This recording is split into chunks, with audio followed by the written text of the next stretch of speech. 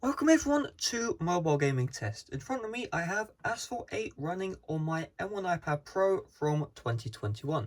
So let me show you in the About Pages settings. You can see model name iPad Pro 12.9 inch 5th gen. So this is the M1 iPad Pro from 2021. We'll also check the capacity. I have a terabyte of capacity. If you have or are going to buy an M1 iPad Pro from 2021, which will have 1 terabyte of capacity or more, your device will be bundled with 16 gigs of RAM, any less storage, and it will come with only 8. Just keep that in mind.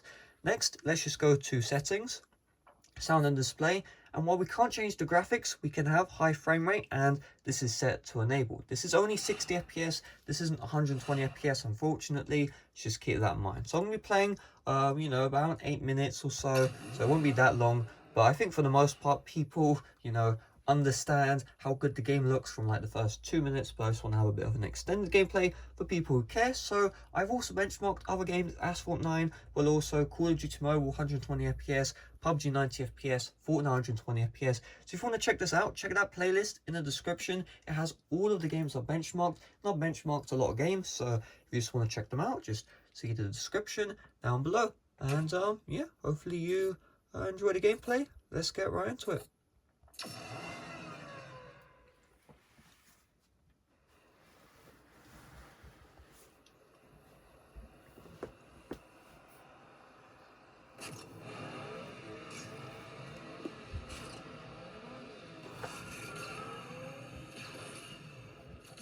What on earth do I accelerate? Oh.